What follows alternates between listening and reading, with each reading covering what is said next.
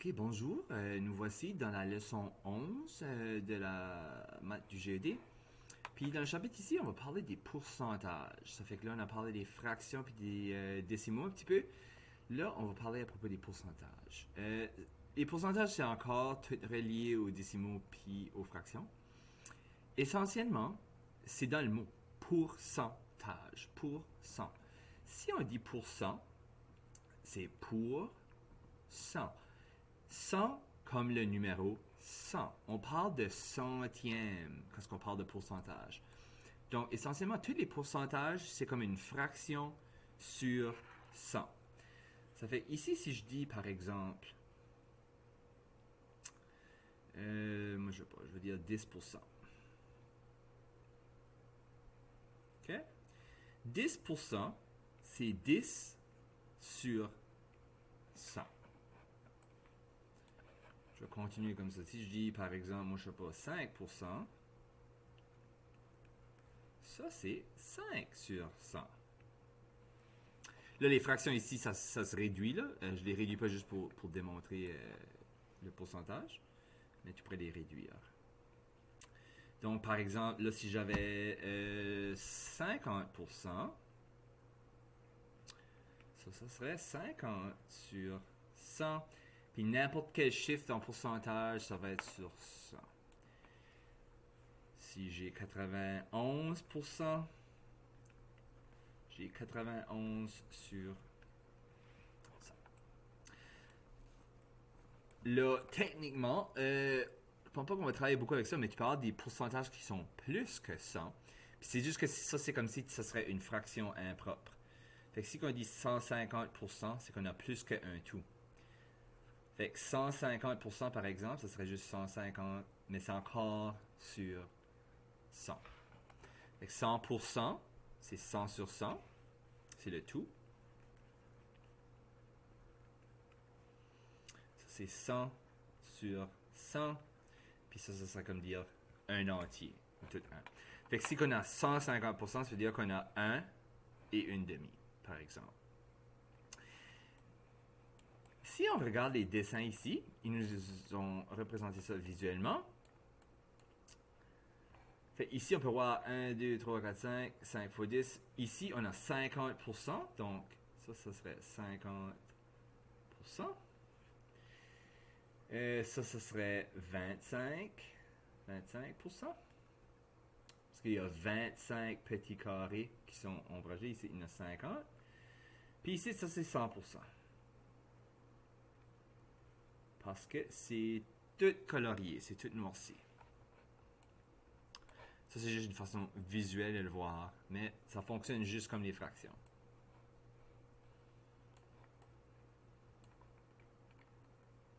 Fait qu'ici, un exemple simple des choses qu'on va faire. On peut convertir d'une chose à l'autre, juste comme qu'on a converti les fractions en décimaux puis les décimaux en fractions.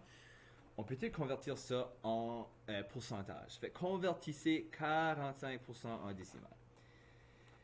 Ici, comme que je vous ai dit, ici, on va en décimal, fait qu'on va pas en fraction, mais ce qui va arriver, c'est que c'est des centièmes, hein, parce que c'est pour 100. Donc, si, ici, on regarde, ici, on a simplement bougé comme la virgule après le 5 de 2 places. Parce qu'on veut tomber avec 2 chiffres après la virgule. Ça fait 45%, c'est 0,45. OK? Ça, c'est les dixièmes, ça, c'est les centièmes. Ça fait les centièmes pour 100, fait que d'habitude, les pourcentages ont 2 chiffres après la virgule. Si les pourcentages ont des virgules dedans, on peut aller plus loin, mais en général, c'est ça que ça va être. Fait que là, c'est qu'on en fait quelques-uns. Regarde, on va faire, disons que c'est 35%. En décimal, ça, c'est 0,35. 88%. Ça, c'est facile, c'est ça, tu mets 88 après la virgule. Là, le petit piège que beaucoup d'apprenants tombent dedans, c'est que si que je dis 2%,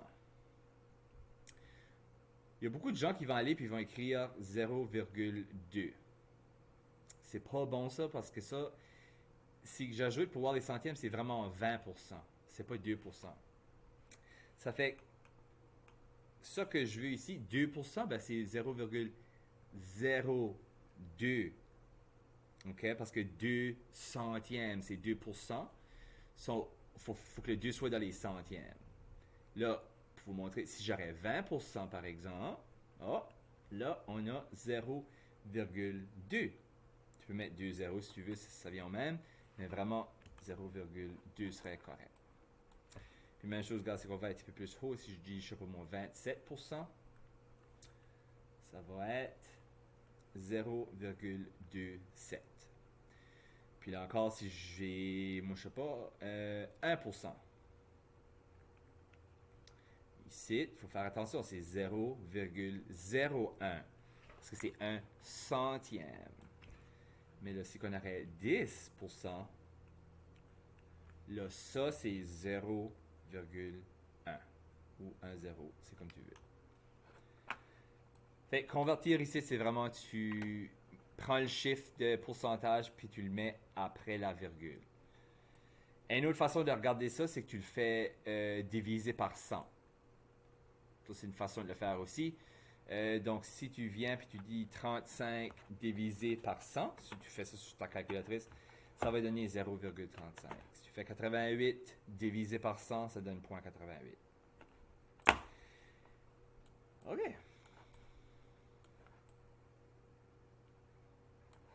Fait qu'ici, on a un exemple, comme ça j'ai mentionné. Des fois, on peut aller plus loin avec les centièmes. Quand il y a une virgule dans le pourcentage, il ne faut pas confondre 7,5% pour juste 7,5. Ça, c'est 7,5%. OK? Fait que dans le cas ici, par exemple, si on aurait 7%, si on suit les instructions de tantôt, 7%, ça serait 0,07. OK? Fait que 7,5%, il ne faut pas tomber dans le piège et dire que c'est 0,75. Non, ça c'est pas correct.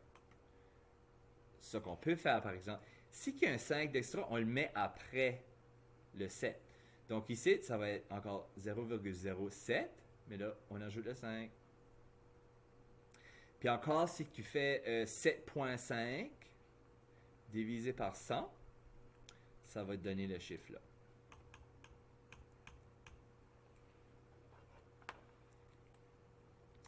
Juste pour faire quelques autres exemples, par exemple, si on a, je veux même aller plus loin là, si on a 3,25%, comme si on parle des choses, des taux d'intérêt. Hein? La banque, ça peut être c'est des taux assez bas récemment, puis là, ça a monté.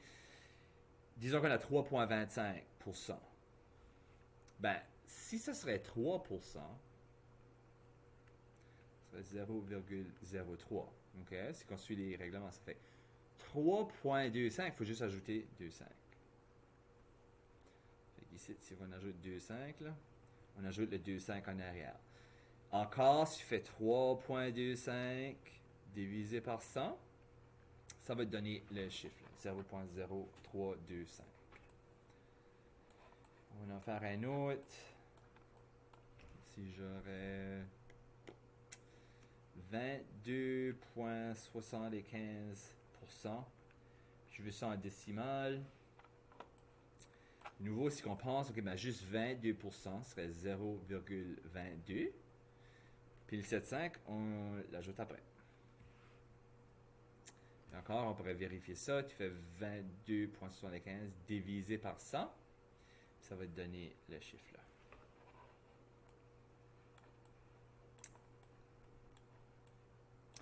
Là, maintenant, on va faire le contraire.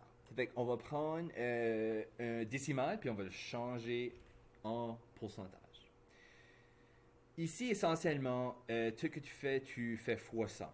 Fait que tantôt, on divisait par 100, là, on fait le contraire. Ça fait qu'on fait fois 100. Puis quand on multiplie par 100, à cause c'est un chiffre rond comme de 10, avec 2 zéros, on va bouger notre virgule de 2 places. 1, 2.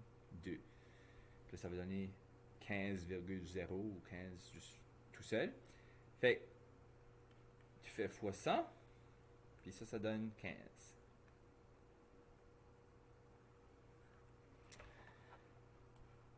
Si je fais d'autres exemples, si j'ai 0,01, ben, je fais fois 100. Ça va être égal à 1%. Parce que le 1 va bouger de 2 places. 1, 2.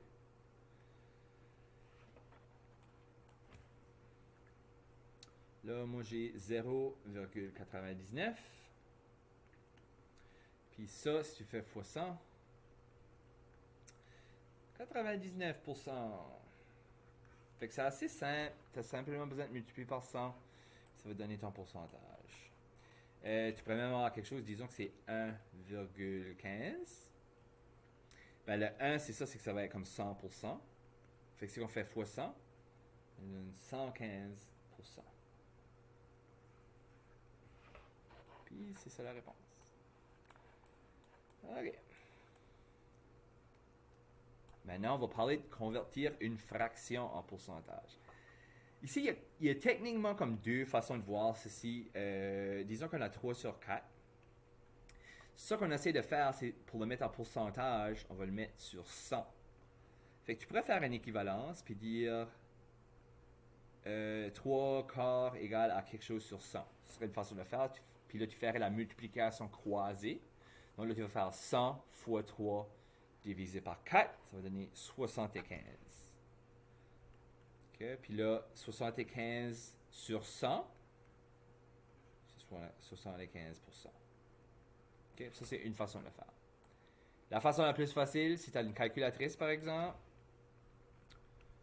3 quarts, ben une fraction, comme j'ai déjà mentionné, c'est une division. Vraiment, c'est comme 3 divisé par 4. Puis là, ce qui arrive, c'est que 3 divisé par 4, si tu fais ça sur la calculatrice, ça va donner 0,75. Puis là, on est rendu en décimal. Fait que là, il faut le changer en pourcentage ici qu'on a demandé pour. Donc 0,75. Qu'est-ce qu'on fait avec ça? Tu convertis le décimal en pourcentage en multipliant par 100, qui va te donner ton 75%. Fait que ça, c'est les deux manières qu'on pourrait faire ça. Là, maintenant, on a 3 et 1 quart. On veut faire ça en pourcentage. Le 3, il y aurait différentes façons de faire ça, mais moi, le 3 entier, là, moi, je sais que c'est 300%. Fait que moi, je peux déjà dire que ça va être 300 quelque chose pour cent. Il faut juste que je trouve c'est quoi le 1 quart. Donc, 1 quart, si tu ferais 1 divisé par 4, ça va donner 0,25. C'est en décimal. On le veut en pourcentage. Fait qu'est-ce qu'on fait? Fois 100. Fait que ça va donner 25%. Fait que là, je peux les ajouter. Hein? J'ai 300% plus 25%, ça donne 325%.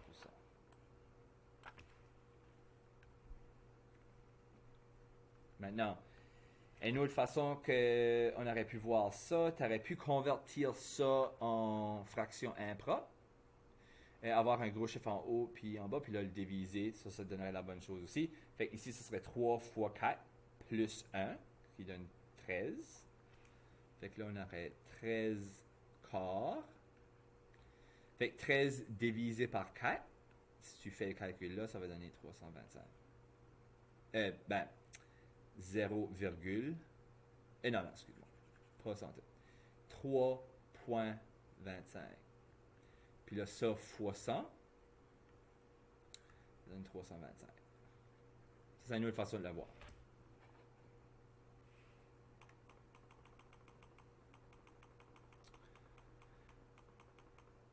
OK. Là, on va le voir. Convertir un pourcentage en fraction ou non mix. OK. Convertissez 35% en fraction. Faites-en une fraction avec un dénominateur de 100 et réduisez-la. Fait que ça, c'est... Fait que 35%, c'est 35 sur 100. On le sait déjà. Puis là, ici, il veut qu'on la réduise. Ça fait qu'ici, 35 sur 100. Moi, je vais commencer avec 5, on va dire.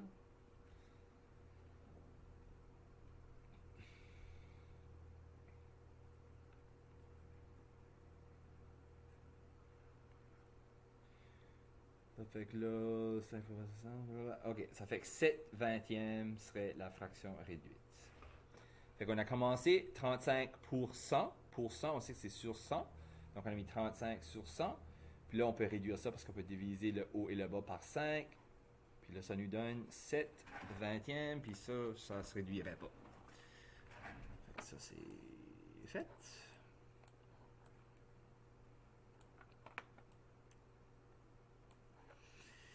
OK, même chose, 150%. Fait qu'ici, même si c'est plus que 100%, c'est juste comme une fraction impropre. Ça fait, regarde, on va avoir 150 sur 100. Et simplifier. Ça fait ici, on va diviser par... Tu diviserais par 10, ça donnerait 15 sur 10. Là, tu diviserais par 5.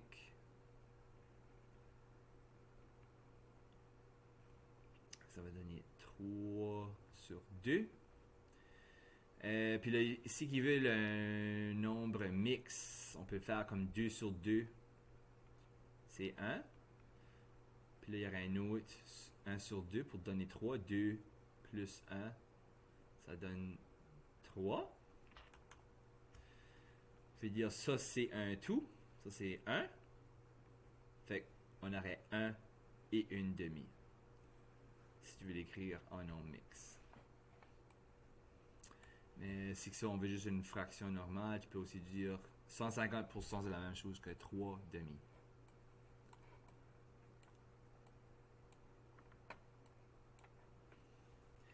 Fait qu'ici, il y a un exemple. À nouveau, vous allez probablement pas voir ça sur le GD, mais on va le faire pareil là. On a 41 et 2 tiers pourcent. Là, on a une fraction à l'intérieur de pourcent. Si c'est pourcent, ça veut dire que c'est sur 100. Donc, on peut littéralement écrire 41 2 tiers sur 100. Ou une autre façon de voir ça, c'est divisé par 100.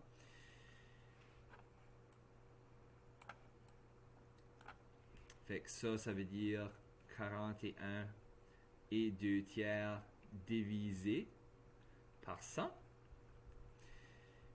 Ici, il faudrait faire... Il faudrait le mettre en fraction impropre. On va mettre 40, ça va être 41 fois 3 égale plus 2. On donne un gros chiffre. 125 sur 3. On a encore des tiers, hein? Ça change pas. Fait que là, on a divisé par 100, mais on sait quand on fait une division, on inverse la deuxième. Fait ici, ça, 100, c'est comme 100 sur 1. Donc, je vais mettre 1 sur 100 lorsque je multiplie parce que j'inverse la deuxième fraction. Là, tu multiplies le haut, tu multiplies le bas. 125 fois 1, ça donne 125. 3 fois 100, ça donne 300. Puis là, à ça va se réduire. 125. 300. Puis ça, si on réduit ça, ça donne 5 douzièmes. Puis là, pour le fun, 5 divisé par 12. Ben oui, ça donne 0.41666666, qui serait comme le 2 tiers ici. Fait qu'ici, quand on veut de nouveau, vous n'allez pas voir ça sur l'examen. Je ne peux pas voir des fractions dans les pourcentages, mais si jamais ça arrive, tu le mets sur 100 parce que c'est pourcent. Puis là, tu fais comme si c'était une division de fraction. Ça fait que tu inverses la deuxième fraction, multiplie, puis ça donne ta réponse. Puis ça qui est le fun avec les choses ici, c'est que tu peux toujours vérifier ta réponse si tu connais ta théorie un petit peu. Ça fait que c'est ça, si je prends ça, je dis 5 divisé par 12, ça devrait me donner la même chose. Puis si ça donne 0.41666666, si je fais x 100, ça donne 41.66666 qui est représenté par le 2 tiers. Parce que si tu fais 2 divisé par 3, 0.66666 à l'infini. C'est tout connecté. Fait que 37,5% en fraction, ça c'est sur 100. Ça veut dire vraiment ici, si je veux enlever le décimal, ça je peux faire, si je peux dire fois 10 fois 10. Fait que là on va avoir 375 sur 1000. Puis là tu le réduis. Parce que en fraction, là, tu peux pas vraiment de décimal d'habitude, juste comme les fractions, c'est comme bizarre. Ça fait que pour les sortir de là, moi, si je fais x10, je sais que la virgule va aller en arrière du 5. Pour ça, j'ai fait ça. Puis là, 375. Ça, si je réduis ça, 3 sur 8. Ça fait que ça, c'était... Ouais, ok, c'est ça. On peut diviser par 125. Ouais.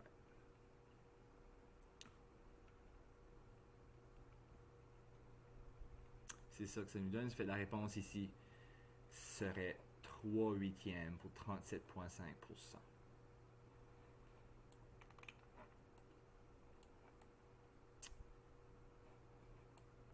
Fait qu'ici, utiliser les proportions avec les pourcentages.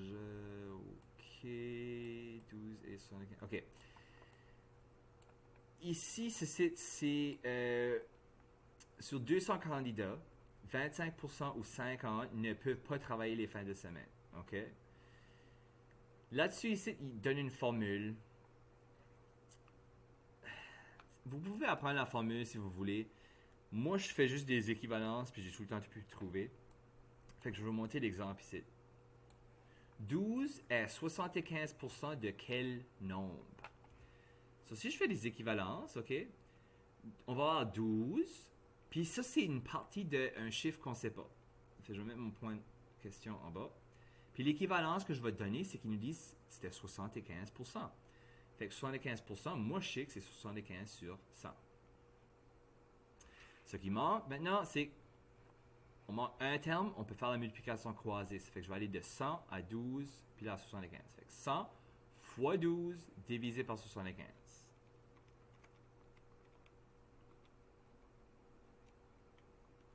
Ça donne 16.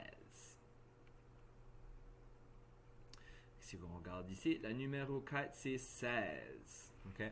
Il faut faire attention, des fois ils disent comme 12 et 75% de quel nombre, c'est une partie de quelque chose.